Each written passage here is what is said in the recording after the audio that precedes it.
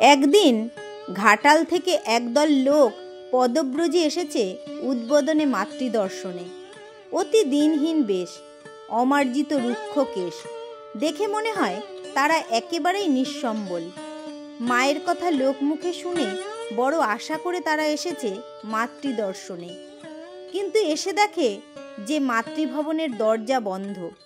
এদিকে মা ঠিক সেই সময় কি প্রয়োজনে দোতলার বারান্দায় এসে দেখেন সামনের খোলা মাঠে বহু লোক তারই দিকে চেয়ে বসে আছে।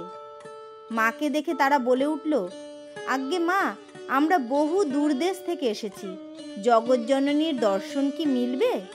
মা সেবককে বললেন, ওদের নিয়ে এসো। আহা, ওরা কত দূর থেকে এসে বসে আছে। সেবকটি সংকুচিত চিত্তে বললেন, মা, ওরা যে এক পঙ্গপাল আর ভারী নোংরা, আপনি ওদের ভেতরে আসতে বলছেন? ব্যথিত হয়ে মা বললেন, পৃথিবীর সবাইকে আমি দেখা দিচ্ছি, আর কত কষ্ট করে ওরা এসেছে, ওদের দেখা দেব না? নিয়ে এসো ওদের। বাইরে নোংরা হলে কি হবে বাবা, ওদের ভেতরটা পরিষ্কার। লোকগুলি ভেতরে এলো। মায়ের অনাস্বাদিত পূর্ব স্নেহের মাধুর্য অন্তরে অন্তরে অনুভব করে তাদের শ্রান্ত ধূলিমলিন মুখগুলি আনন্দে উজ্জ্বল হয়ে উঠল। সেদিন ঠাকুরের ভোগের জন্য একজন ভক্ত প্রচুর পান্তুয়া ও সিঙাড়া পাঠিয়েছিলেন। ঠাকুরকে নিবেদন করে মা সেই সব তাদের মধ্যে বিলিয়ে দিলেন।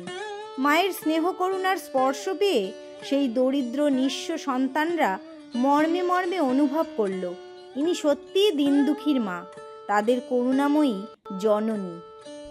সবাইকে সন্তান রূপে দেখার অসাধারণ ক্ষমতা ছিল সারদা মায়ের।